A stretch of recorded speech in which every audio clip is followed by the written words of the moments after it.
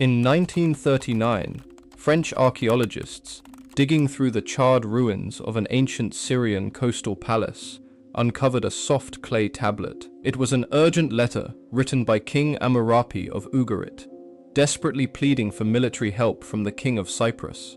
The king wrote, "My father, behold, the enemy's ships came here. My cities were burned, and they did evil things in my land." Ugarit had been caught completely defenseless. All of its infantry were fighting in central Anatolia, and its fleet was deployed far away. The scribe never had time to deliver the desperate plea. While the clay tablet was still wet, invaders breached the fortified gates. The conflagration that destroyed the royal palace of Ugarit baked that wet clay tablet into hard ceramic, preserving the message for 3 millennia. Ugarit was not an isolated catastrophe.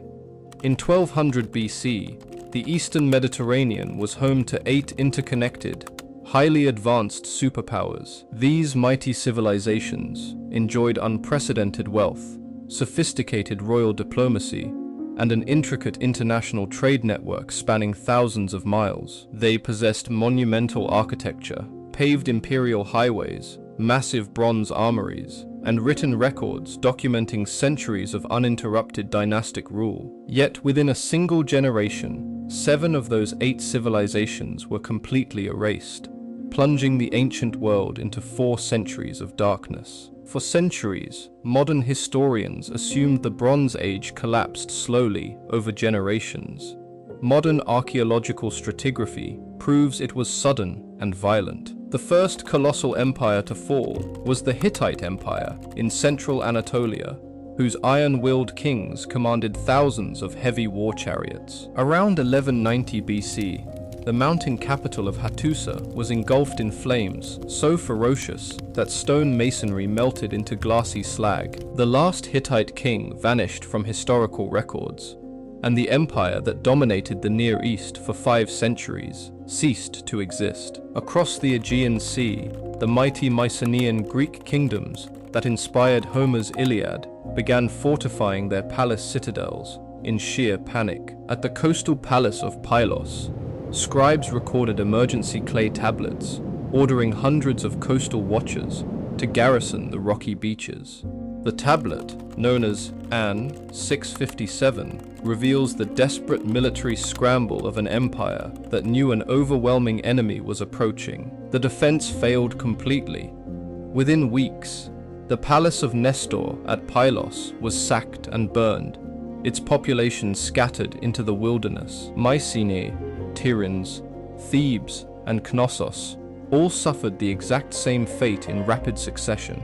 Over 50 major urban centers were destroyed. In the Levant, prosperous Canaanite cities like Hazor and Megiddo were leveled, their royal statues decapitated and buried under charred rubble. Archaeologists excavating these layers consistently find clusters of bronze arrowheads embedded in fortress walls, testifying to desperate last-stand street battles. Who was capable of executing such coordinated devastation against the greatest military powers on Earth?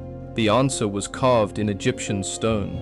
On the walls of Medinet Habu in Thebes, Pharaoh Ramesses III recorded the arrival of an unstoppable confederation called the Sea Peoples. Ramesses wrote, "The foreign countries made a conspiracy in their islands. All at once the lands were removed and scattered in the fray. No land could stand before their arms. Hatti, Cyprus, and Syria were cut off at one time as the invaders marched south." Egyptian temple reliefs depicted these warriors, wielding long bronze broadswords, round shields, horned helmets, and feathered headdresses with terrifying precision. Crucially, the Egyptian carvings show they brought entire families in heavy ox-drawn wooden wagons with solid wheels, carrying their household possessions. This was not an ordinary military invasion seeking plunder. This was a desperate, armed mass migration of populations fleeing total collapse elsewhere. In 1177 BC, Egypt barely survived by ambushing the Sea Peoples in the shallow marshland river channels of the Nile Delta. Egyptian archers lined the riverbanks, raining arrows onto the trapped galleys, while marine infantry boarded the enemy ships with spears. Though Pharaoh claimed absolute victory, Egypt was financially exhausted and permanently crippled, losing its Nubian gold mines and foreign empire. Yet modern archaeology has revealed that the Sea Peoples were not the ultimate cause of the collapse, but merely the final catalyst. Fossilized pollen analysis and Mediterranean sediment cores confirm that 1200 BC marked the onset of a devastating century-long megadrought. Widespread crop failures sparked catastrophic famines, while a sequence of severe earthquake storms simultaneously shattered city walls across the region. To understand why civilization unraveled so rapidly, we must examine the technological foundation that powered the ancient world: the production of bronze. Bronze is not a raw, natural metal. It is an alloy requiring 90% copper and 10% tin to forge durable weapons. While copper was abundant in Cyprus, tin had to be transported thousands of miles from the remote mountains of modern Afghanistan. The Bronze Age superpowers relied on an intricate globalized supply chain, much like modern nations depend on international shipping for microchips. When piracy and warfare severed maritime trade routes, tin stopped flowing. Without tin, kingdoms could no longer manufacture armor or agricultural tools. The centralized palace economies had zero redundancy. When royal courts collapsed, international trade evaporated, and monumental construction ceased completely. In Greece, the complex Linear B writing system vanished entirely. For 4 centuries, not a single person in Greece knew how to write. Populations collapsed by 70%. Survivors abandoned grand stone citadels and retreated into small, isolated farming villages to survive. Centuries later, oral bards like Homer sang epic poems about golden kings, unaware that those legendary Mycenaean palaces were historical reality. The catastrophe of 1177 BC proved that hyper-specialized globalization carries a hidden danger.